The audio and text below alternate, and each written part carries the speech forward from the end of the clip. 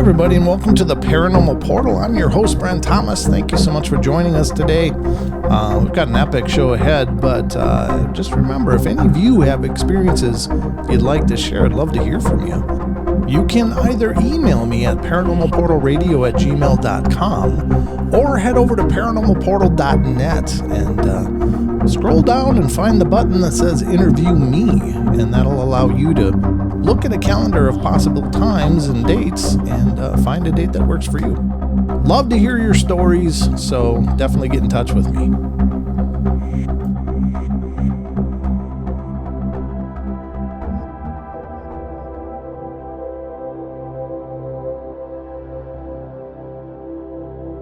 I have to tell you, throughout the course of doing these shows, I've had the pleasure of meeting so many amazing and wonderful people, and I've enjoyed every interview I've ever done. It's just such a great experience to talk and share ideas and to dive into people's incredibly profound experiences. But every once in a while, someone comes on the show that really sends me for a loop. And today's guest, we had the most unique sound check I think I've ever had in my life, and as a little bonus, here is the sound check for today's show. And you can tell that today's guest was a lot of fun. I really enjoyed talking to her, and I know you're going to love it too, but here you go. So just say a couple of sentences so I can see how the levels are working out, if you don't mind. Okay. Hello. Hello. Can you hear me? Test. That might be the greatest sound check ever. I'm going to save that. Thanks. Go for it. I love the sound effects. Chewbacca sound check. Oh, that's awesome. Well, anyway, on to the show. Hey, everybody. Welcome to the Paranormal Portal podcast. I'm your host, Brent Thomas. Thank you all for being here, and thank you all for your love and support. The shows are continuing to grow, and I owe it all to you guys because I don't advertise this show. So every bit of growth I know is coming from all of you saying, hey, check out this show. So thank you so much for that, guys. And hope you're having a great, almost Halloween, and are all set for the season and the festive season to follow. But I've got an amazing show lined up for you guys today. I am welcoming KJ from Nebraska onto the show, and she's had a whole host of incredible experiences that pretty much started at an early age, and then she hit this stride in her life where things absolutely went through the roof. So buckle up, folks. We're going in, and let's get into it now.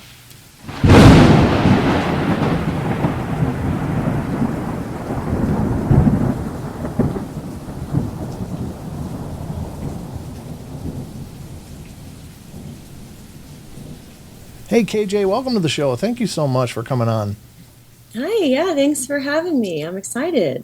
I'm excited to have you here, too. And I know that you and I have been talking for a while now, and certainly you're familiar with the show, being a listener and all. And first and foremost, thank you and your dad for that. I appreciate that a whole bunch. But where did all of this start for you? Was there a pivotal moment, or just was it with you all the time, or how did this all work?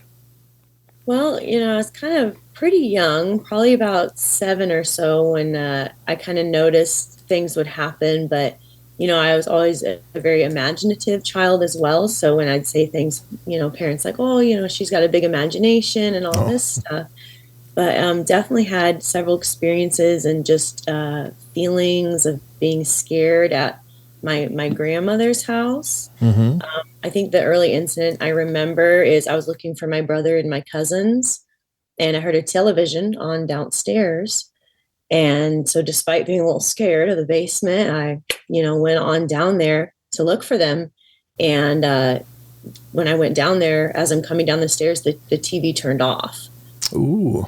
And looking around, looking all over the place, and realizing that no one was down there, and running back up the stairs and actually finding my cousins and brother outside. So that was kind of the first thing I ever really experienced. I'd say that's in my memory. Oh, that's pretty freaky though for a young kid. Wow. Mm-hmm. Yikes. Yeah. So this house was known to have activity, or was this kind of an unusual event? I did find out when I was probably in my teens. My dad mentioned that there was a lot of that activity in the house, but they never said anything to me or my brother because we were so young, they didn't want to scare us. Right. Sure. But definitely he had a lot of experiences growing up in that house. Yeah, that's great. Now, you and I were also talking before the show, and you said your father is also very interested in this field and is also a listener, which I think is amazing that you both have found the show.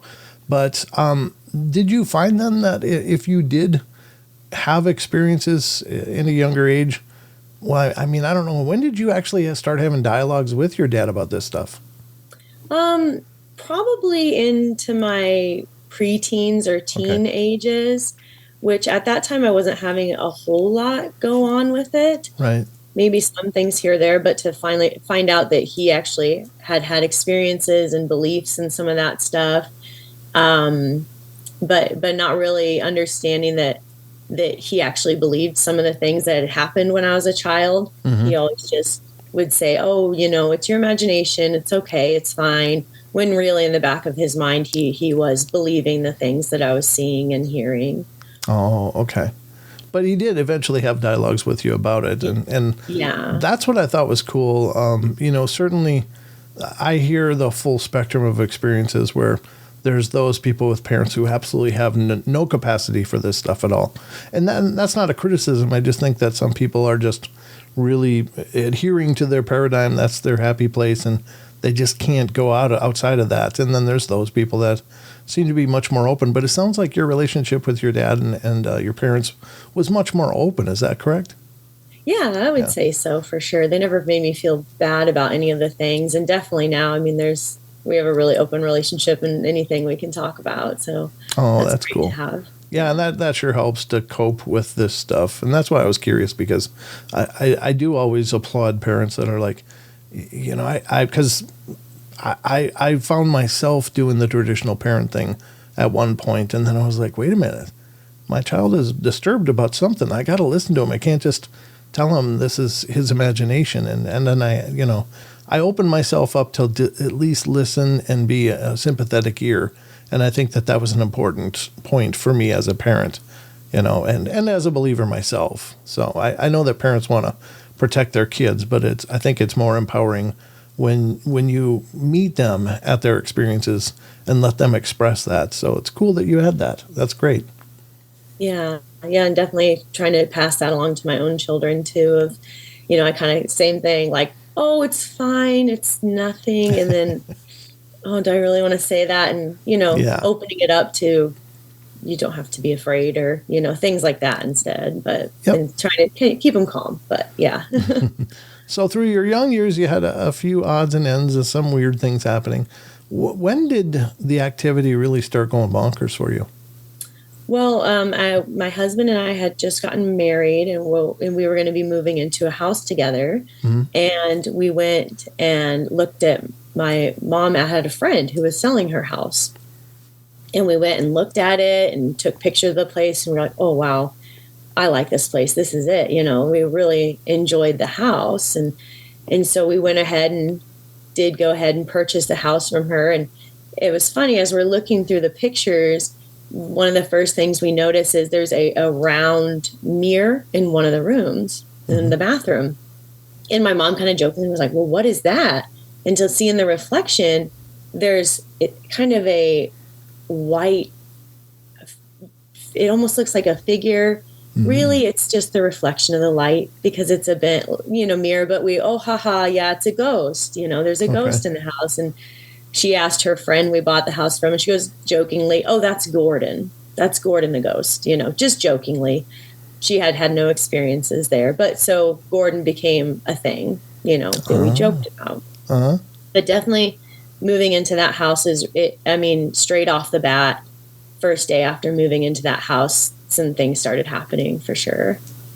That's pretty wild. So walk us through some of these events. Well, one of the first thing that I kind of noticed was I wanted to paint one of the bedrooms.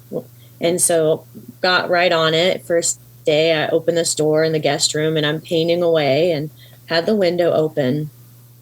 And it was a door that you had to slam to shut it. is an old house, and you just had to really yank it shut to shut that door. And so I painted the room, set up the fan blowing into the room, and had a window open. Went to go wash the brushes and came back, and the door was shut. Oh. And I'm thinking, how does this happen? The window's open, blowing, but the fan is against it, and you would have heard it. Right. But it was definitely latched shut, and I push, and boom, and it pops open. And I'm like, well, how did that happen? And so I tried to recreate it to stop it from happening again so the room would dry, and I couldn't get anything to blow to get it to dry. So that was kind of the first thing that was, that was weird. I can't explain, how that happened. Yeah. And you didn't hear it close.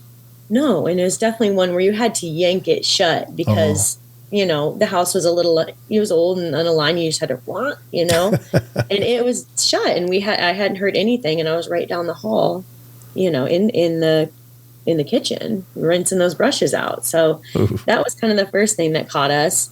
Uh-huh. And then the second thing that we noticed, which is kind of interesting, is it sounds funny, but there would be this smell of, and me and my husband both agree, it smells like microwaved hot dogs. Oh, right? Okay. So, but this scent would appear in different places in the house. And you'd be sitting there watching TV and be like, there's this, that you could smell it.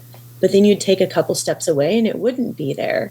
Oh. But then you'd smell it in the kitchen or in the basement or in the room, and so this scent would randomly kind of follow you around the house, which we thought was weird, but, maybe not something to be too nervous about. Sure. But very unusual for sure. Mm-hmm. And then I guess what really kind of started to freak me out is that I would be sleeping at night or just about to go to sleep when you're kind of right on that edge of sleep, and open my eyes, and there'd be a man standing next to the bed. Oh. And I would startle and jump, and then he'd be gone. But I mean, I would jump enough that it would wake my husband up. Darn it, KJ, come on. And I'm like, I'm sorry, nightmare, Okay. And go back to sleep. But this man, I mean, it was so vivid, and I was, I felt like I was awake seeing him, right, which is what was so startling. And I mean, to the point I could see the details on his clothes. Oh, wow. Yeah, he had a pinstripe suit on with little thin pinstripes. Sure. And he would wear a bowler hat on his head. But you couldn't see his face. It was all just dark and shaded, Yeah, like a bowler hat, like from the 20s? Yes, yeah, okay. like a bowler hat. Okay. From the 20s. But he would be standing there almost every night. I would wake up that I was home, and I guess, before the show we were talking about, is there anything that maybe sort of triggered some of this? Mm-hmm. And it got me to thinking that I had started a nursing position where I was working night shifts. Mm-hmm. And so my sleep was all over the place. Right. And so I'm wondering in retrospect if maybe being in that kind of more easily in that altered state of mind, because of sleep deprivation and things, maybe would have triggered some of this to be more, Yeah,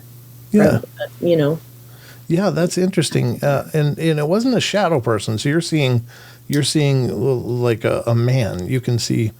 Do you notice any features other than what he's wearing, like a Caucasian, or did it look like another ethnicity or anything? No, I couldn't. You can't really see his face at all. It was just dark.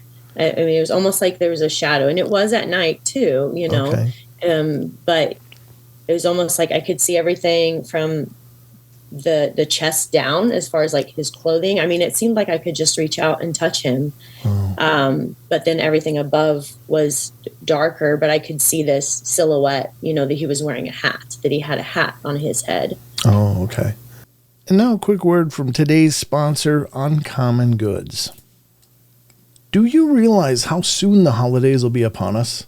While it might seem quite a ways off, it'll be here before you know it. It's not too early to take care of your holiday shopping and have fun with it. Uncommon Goods makes holiday shopping stress-free and joyful, with thousands of one-of-a-kind gifts that you just can't find anywhere else. For most of us, gift giving is a very personal process where we try to find the gifts our loved ones will enjoy, and the gift should reflect that love and consideration. For me, the age of giving ties or socks is just a thing of the past. I really feel a gift should convey sentiment and meaning. Uncommon Goods truly has something for everyone. I've gotten lost in the men's gift section several times. They have decorative items, games, sport-related items, hobbies, crafts, amazing apparel, and so much more.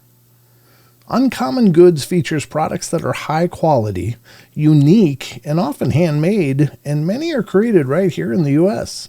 As such, the items are limited runs, so they really do sell out fast. And remember, every purchase you make at Uncommon Goods, they give $1 to a nonprofit partner of your choice. They've already donated more than $3 million. So shop early, have fun, and cross some names off your list today. To get 15% off your next gift, go to uncommongoods.com/portal. That's uncommongoods.com/portal for 15% off. Don't miss out on this limited time offer. Uncommon Goods. We're all out of the ordinary.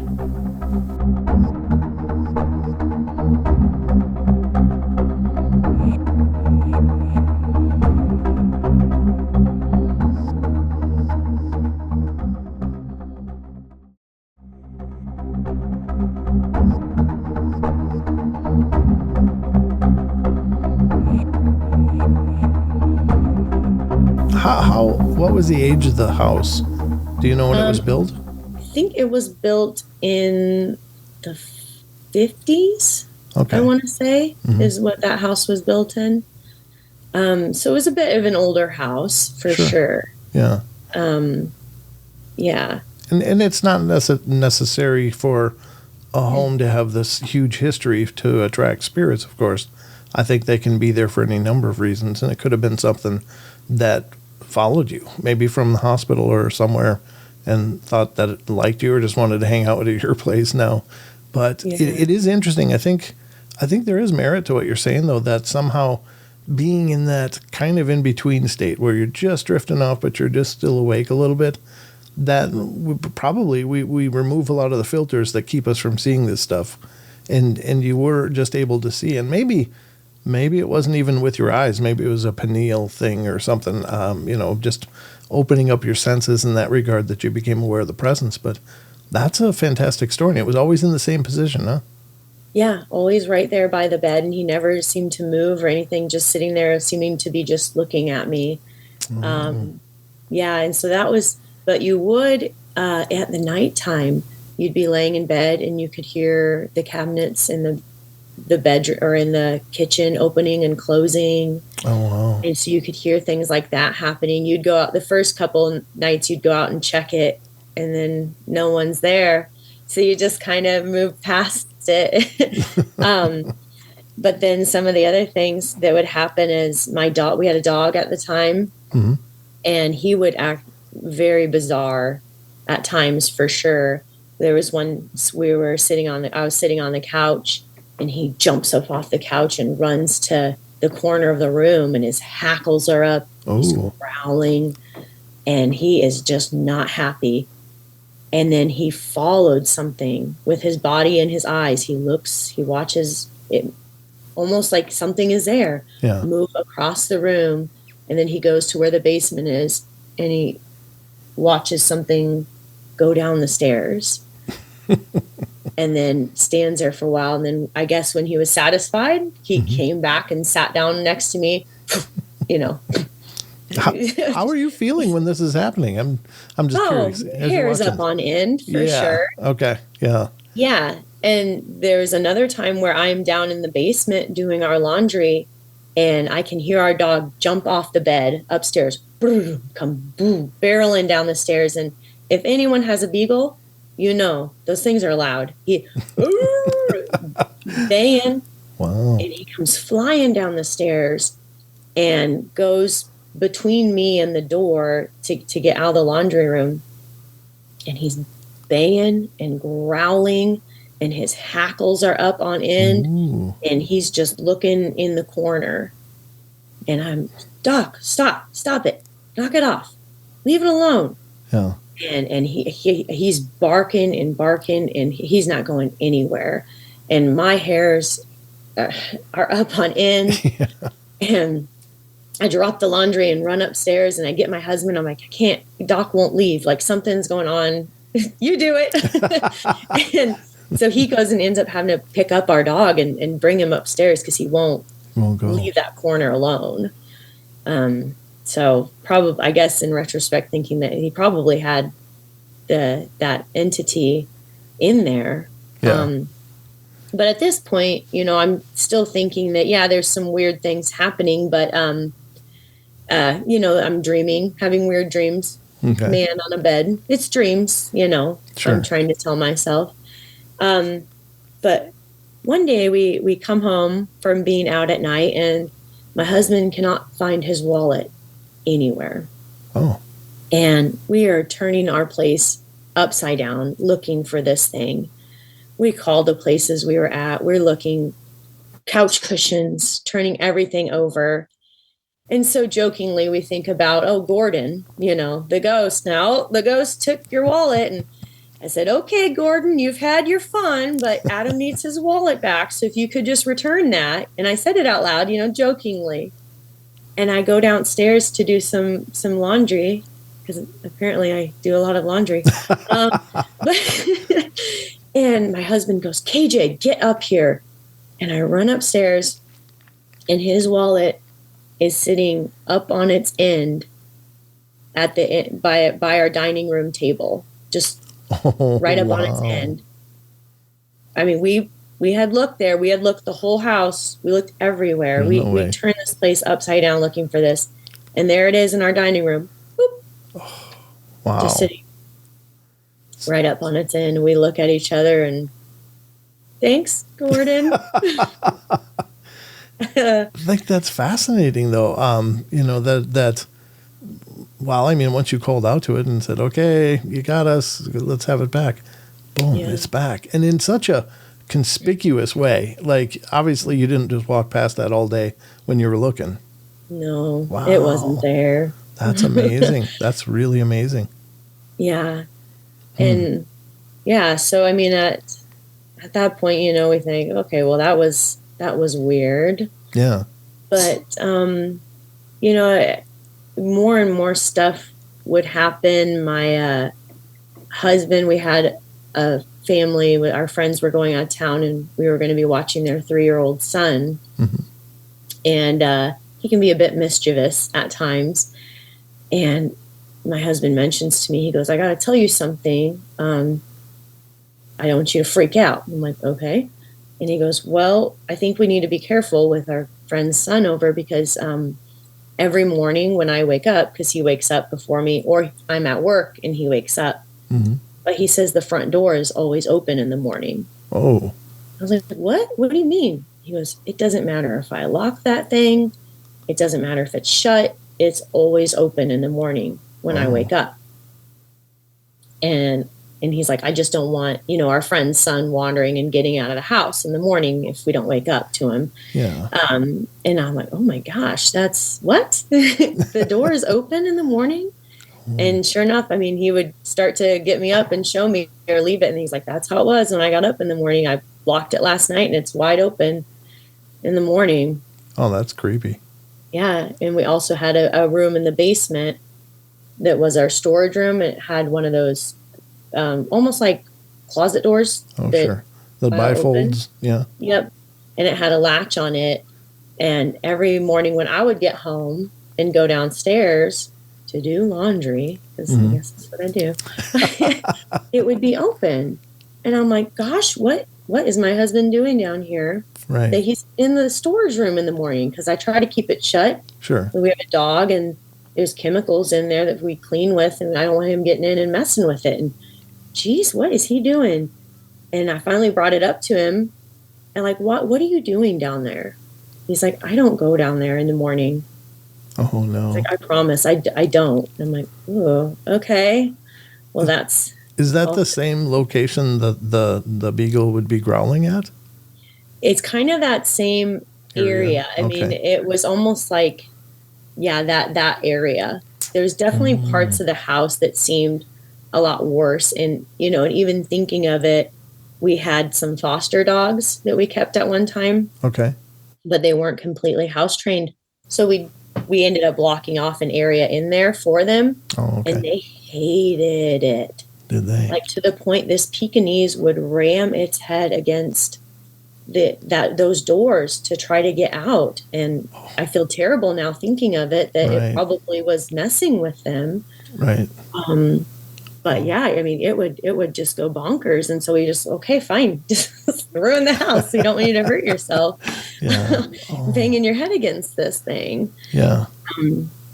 And it definitely all kind of, when I started to believe that maybe something was different and something was maybe happening, that things kind of picked up, and it definitely made me feel that this was not something that was good.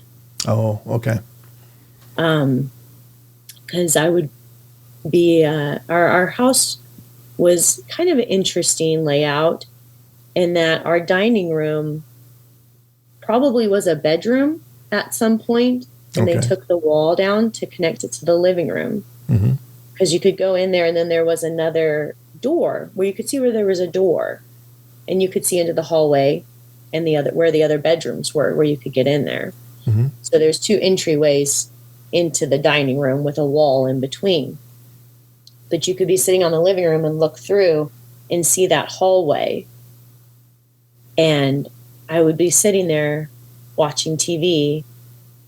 And I've heard other people say they kind of experience this as well, where you hear something, but you don't hear it with your ears. Oh, sure. Like you hear it in your head. Yep. And I would be sitting there, and it would just feel cold. And I'd hear, "Look at me." Ooh. Look at me. No, and I would just be watching TV, like, don't look over there. Do not look over there. Don't look over there. And it'd be, "Look at me." And I would look, and it would just be dark. In the hallway, even creepily, was painted like a really dark red before we moved in. Okay. Right? Like, but so you couldn't really see very well when the lights were off. It would just be dark, and I would just look there, and my hair would stand up on end, and my heart would race, and I'd just like have to tear myself away from like looking at that corner. Because it was just such a pull. Right. To look over there. And that is where that room was, that the door got shut. Right in front of that. Okay. Is kind of that area, which is also on the other side of the wall where he would be at night. Yeah. Okay. Kind of right between there.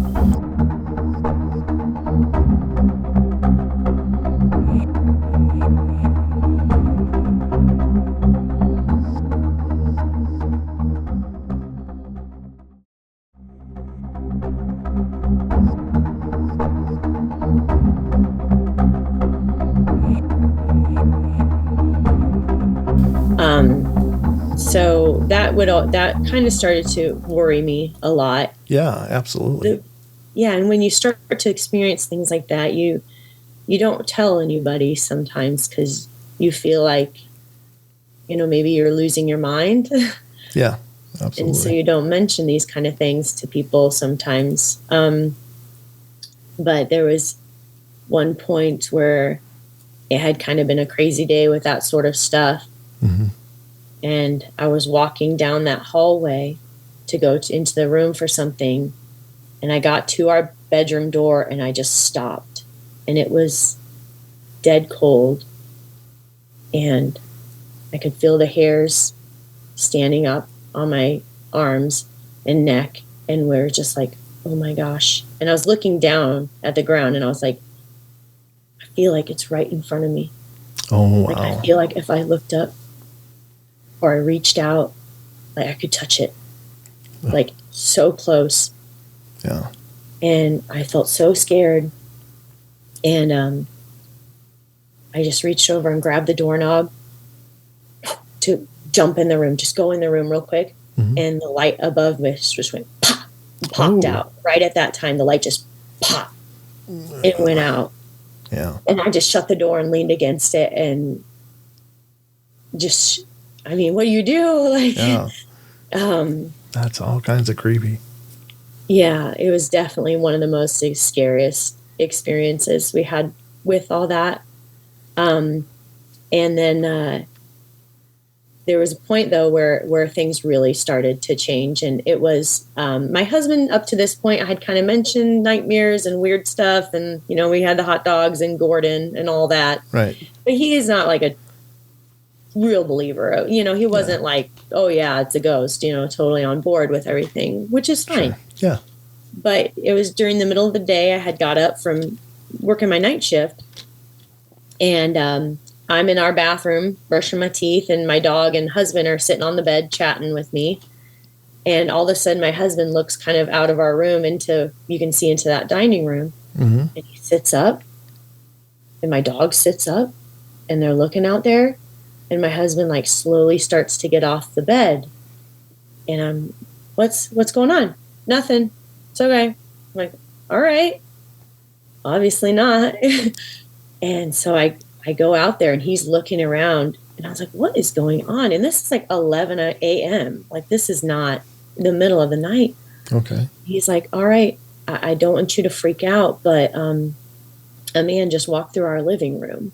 Oh, jeez. I think there's someone in the house. Oh. And so we're thinking, okay, there's someone here. There's someone in the house.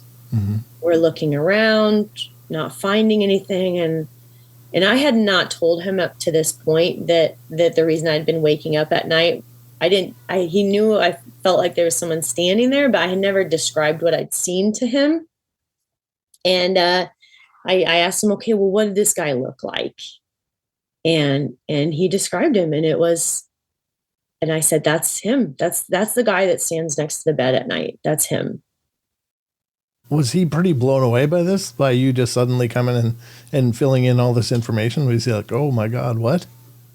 Yeah, he was. But my husband is also, he can hide a lot of his emotions very well. And so, yeah, we were definitely like, oh my gosh. But then it spiraled me into this thing of like, oh my gosh, someone else has seen this. Like, this is not a dream. Like, this is a thing standing next to my bed at night watching me. Yeah. And so I kind of freaked out. Right. It kind of moves it from maybe that was real, maybe it wasn't, to, well, now somebody else has seen it. It's definitely real. And then it takes on a whole different gravity, huh? Yeah. I mean, when he says that he's, someone who doesn't really believe sees this walking through our house in the middle of the day, I really kind of got scared. And that night, actually, I was trying to go to sleep, and I'm like, oh my gosh, what am I going to do? This thing is going to be right here. Mm-hmm. It was kind of a cold night, and we had some sleeping bags stored in our closet. So I grabbed a sleeping bag and just kind of put it on top of me because it was the nearest blanket. And it kind of had fallen off of me eventually. And I, knew it was on the ground, and I'm laying there trying to sleep. And all of a sudden hear this like swish, swish, swish. Sleeping bags have that slippery material. It sounded like someone walking on the sleeping bag. Oh no. And I'm like, oh my gosh. Right. It's here. Like, and it's making a sound like it's here. Mm-hmm. And I just kept my eyes closed. I was like, don't you look at it. You don't want to look at that. Don't you look at that. Like, it's definitely here. And then I'm sitting there, just trying to stay calm. And the bed by my feet goes down like someone's sitting on it. Oh no. And I just like trying to stay real still and just like trying to slide my legs away from it a little bit. Yeah, absolutely. And I just lay there. I was like, what do I do? What do I do? You know, what do you do? And just kind of laid there and prayed. And eventually I felt it get up. And I kind of waited for, I don't know, forever, forever long it took. And then I opened my eyes and there was nothing there. And I was like, oh, no. Oh, yeah. no. Oh, man. This is bad. You know, like it's never sat on me. It's never made a sound. It's never anything. And, you know, this is kind of going a different direction, I think. Yeah, little by little, the personal boundaries are being eroded. And that's not good. You know, I'm with you there. It's one thing to have a presence in your house, but it's a whole nother thing if it's trying to sit on your bed as you're in it, or, you know, sitting right next to you and trying to creep you out. You know, the interesting thing is that oftentimes in hauntings, probably the last person that'll be aware of a haunting is the male. And maybe that's a statement to the sensitivity of most guys, you know, energetically. And I realize it sounds like a really sexist statement, but it's very true that animals are first, children next, then the ladies of the house will start to have experiences.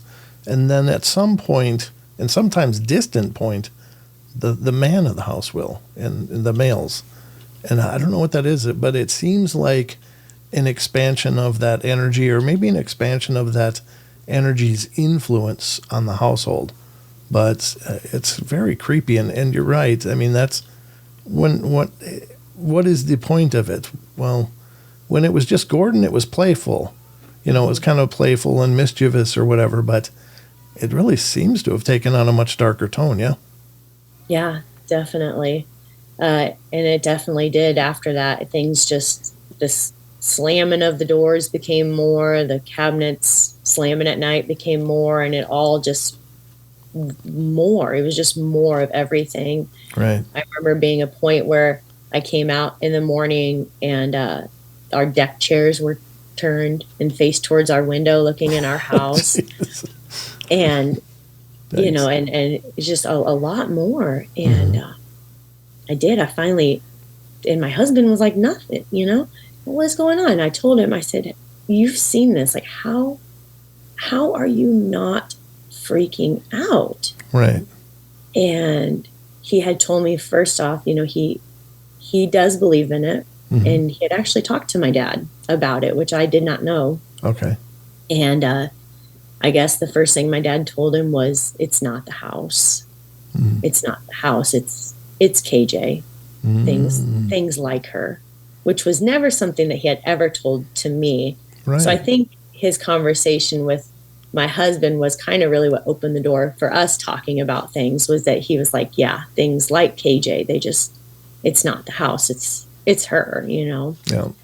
And so I asked my husband, how are you not freaking out? And he said, well, do you see how everything has gotten so much worse since, you know, you notice that it is probably something real? And I was like, well, yeah. It's like, and he said, you know, I think it's feeding off of you. I think it's feeding off of your fear and anxiety about it that's making it stronger. Right. And he's like, yeah, I'm afraid. He's like, I am. I'm just not letting it know that. Oh, good. Good for him. Yeah, it's actually very insightful that he was, you know, he had that knowledge that, you know, it's feeding off the fear. It's building up in intensity, you know, because it can feel your stress rising. And I do think, I kind of go through this every once in a while, but I do think that there's some sort of permission that spirits need to increase their influence. And sometimes that permission is expressed, like when people start to research their house, like, oh, is anybody here? Knock on the walls. Well, that's kind of a permission, you know, that kind of stuff.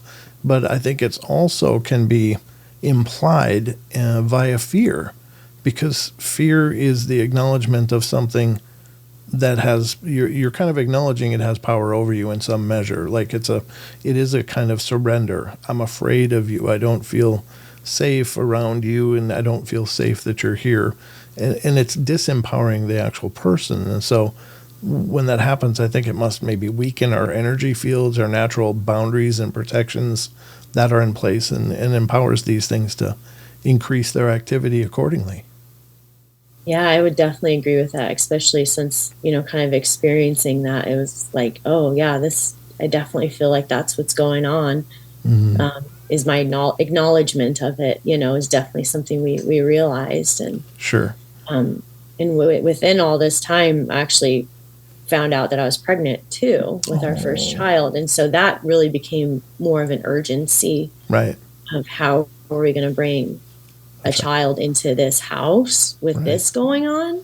True. Like, what are we going to do about that? And then I know sometimes you guys, talk different feelings about God and religion and that, but I was raised Christian and I am still, but good. It was like a light going on in my head.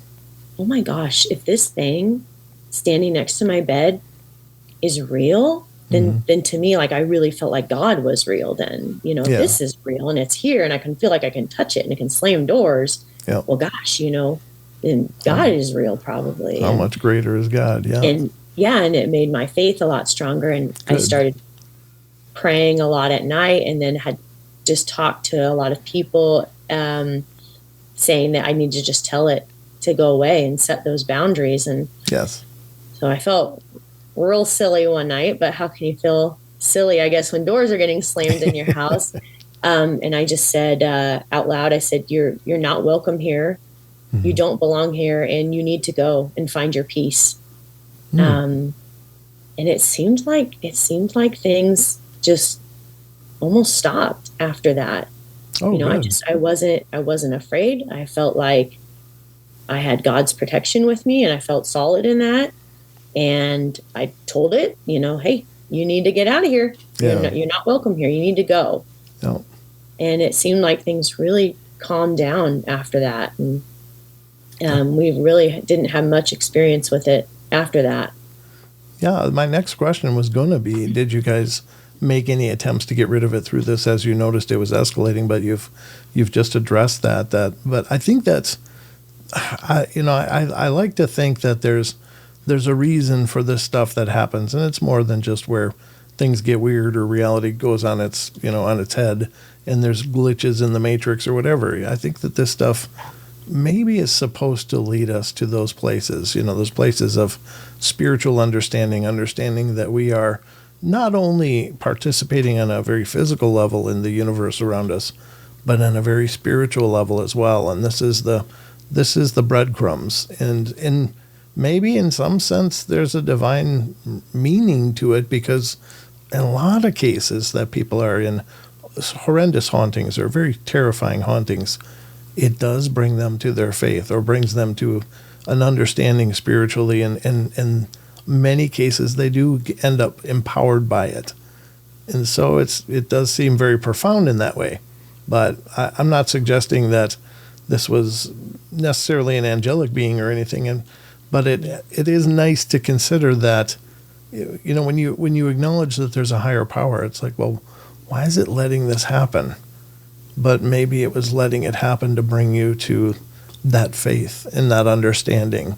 We all face trials in lives, and certainly spirituality is one of those trials that we are always struggling with. And maybe these kind of things can happen in the face of all creation, because they bring us to our truth.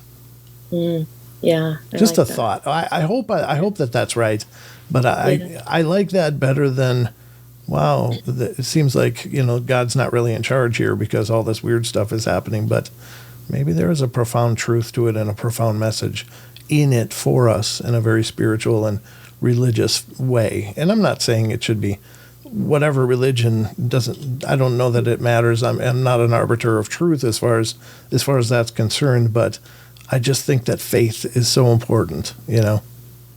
Yeah, I agree. And it doesn't matter the religion or anything, but faith in something, Yes. Yep. And yeah, it definitely was an interesting experience, and we definitely figured out a little more about maybe what led up to it also. Good. I was talking to my cousin about it at one point, and she's older than me. And she actually mentioned that one time they were living with my aunt at that house, were living with my grandparents at that house, and they had all the experiences. And one time she had come home and no one was home, and the phone rang. She answered the phone, and it was my cousin. She's like, "What are you doing at the house? I thought you were staying at your friend's house. We're all at the neighbors. There's someone in the house. Oh, You need to go lock yourself in the bathroom. They had that your dad's going to be over. We're going to come get you, but you need to just lock yourself in the bathroom because there's someone in the house." And so she ran into the bathroom, and as she looked in the mirror, she said she saw someone in the reflection in the hallway. Oh, God, that's terrifying. And it was a man with a boulder hat. Oh, wow. I know, I got goosebumps. Yeah, that's really freaky. And she shut the door, and my uncle came over, and they came over to get her, and the police were on their way because they thought someone had broken in the house. They checked the whole house, and there was no one there. There's no one there. And I described him to her, and he's like, yeah. She's like, yeah. It was like, had a boulder hat on and like a suit, like a pinstripe suit. And I'm like, oh my gosh, this is the same person. I mean, this was, 20 years before this happened, probably with me. Yeah. And so that was definitely, wow, maybe this is a little more to this. Yeah. And it was probably a couple of years after we had stopped having visits from Gordon. Well, the man in the hat is kind of what we call him. Yeah. But there was a radio show, and they have these psychics that come on. Oh, and sure. I'm always like, so, yeah, okay. Mm-hmm. But I had been thinking a lot about the man in the hat, and I decided to call in and see what she had to say. Oh, cool. And I called in, I got through right away, which I was like, wow, that's weird. Mm-hmm. And she reads tea leaves. Okay. And I just said, hey, I want to know more about the man in the hat. And that's all I said. I want to be vague about it. Yep. And so she goes, okay. And so she did her tea leaves, and she goes, oh, okay. This is not good. Like, this is not something that's good. She's like, this is not anyone you knew from life. This is not like a past relative. This thing did not get here through good means. She's like, this was something that was, invited to come here. She goes, do you play with a Ouija board? She told me, almost accusing of me. I was like, no, I've never played with a Ouija board or anything. And she goes, well, this is something that was invited here through something like that. It is not good. You need to stay away from it, And I told her, hey, I already told it to go away, and I think it is. And she's like, well, good, because it is not good. You need to just stay away from this. Yeah. I'm like, oh my goodness. And then one time we were at a dinner with my cousins and my uncles and all that, and I was talking to my cousin about it. I'm like, did you do anything like that when you lived there? Mm-hmm. No. And my uncle's sitting there, oh, Ouija boards. We used to play those all the time when I was young. Yeah, in that house. Yeah. Like, you did that. Ding, ding, ding. Yeah. I mean, maybe. But Sure. it was very interesting that that's kind of what she said. And then we found out that, maybe from my uncle, maybe this is something that had kind of come through everything and maybe followed me from that house. Yeah. And then it was just the right point in my life that I was really able to experience the energy from it, or however that works. Yes. Wow. I just did a talk this last weekend in Wallace, Idaho, and one of the questions I got from the audience was, what do you think of Ouija boards? And I'm not one of those people that believes that just the design itself or having one means that, that's evil. But I think the problem with Ouija boards is that you create a blind channel of yourself and everyone else that's connected to it. In other words, you're touching physically the planchette and asking something to come through you. So it's got to come through you and in through you into the board to communicate. And I think that 90% of the time, 99 maybe percent of the time, nothing will happen, or maybe, oh, did you move it? No, I didn't move it, and it'll be pretty benign. But I think you're asking anything. Is anybody there wants to talk to us? And you can even say, oh, I'm trying to reach my grandpa or whatever, but you don't know who's talking to you. And by virtue of using them, you've already let them into your energy, into your field. And the other part of it is that dragging a piece of plastic to goodbye does not actually close a session like that. You're not actually closing it. In esoteric practices that deal with summoning or evoking or invoking, there's very strict processes and training that brings them up to that point. That, you have to, set the environment before that. You have to cleanse. You have to, create an environment to reject any negative energies first, then open a session, and then at the end, a very specific set of protocols to close something like that. But a Ouija board is recommended for 8 and up. Yeah. You just 8 and up. Talk to your dead relatives. It's like, oh God, Yeah. So I think that they largely, probably most people won't have any significant experience with them, but on the chance that it does, it's just a whole nest of hornets, that it can go really wrong. Yeah, and that's kind of wonder if that happened in this sort of situation. And like I said, we've been pretty fortunate. We lived in that house, 2 years maybe so after that, and really didn't experience much. There was one time we were sitting on the couch in the basement, and we smelled it. We smelled the hot dog. And I look over at my husband, and he gives me the side eye, and he just slowly shakes his head no, nope, don't acknowledge, acknowledge. And I look forward and just and that was it. That seems to be the end of that experience, at least, hopefully. Well, the interesting thing is that I think maybe it didn't go anywhere, but you quit being a target. Once you were empowered, and once you got really connected with your faith and your religion and your belief, that you stopped being a target. And that's really cool. But I think you're right. You really have to claim your space, and you have to believe in something. And if you can't do it yourself, get help, have somebody else come in. But I think you just quit being a target, which is really cool. Yeah, I hope that's the case. I think so. No one in my house ends up being a target either. Now that, like we talked about having children and stuff, I always, worry about things like that. Absolutely. I couldn't agree more. And I think that, as parents, obviously we protect our kids against anything. And certainly probably where we're at, where we're most vulnerable is in the spiritual realm, because, we just don't understand it. And so that's where faith becomes so important, and, prayer and belief and keeping your house clear. But I tell you what, KJ, it's been an incredible talk, but I know we've got more ground to cover, so will you come back another time and we'll continue the journey?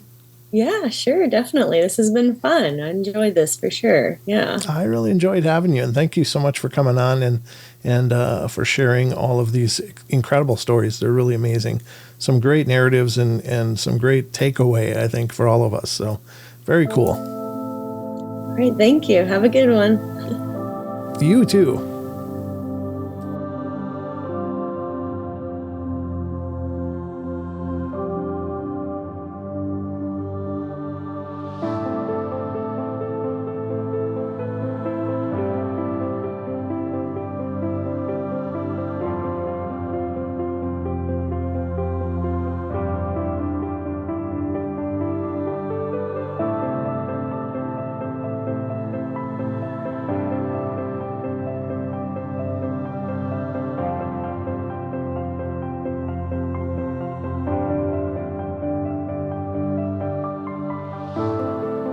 All right, everybody, that's going to wrap it up for us today. So hope you guys enjoyed the show, and thank you again so much for all your love and support. And remember, if you want to follow the Paranormal Portal, probably the easiest way is to head over to paranormalportal.net.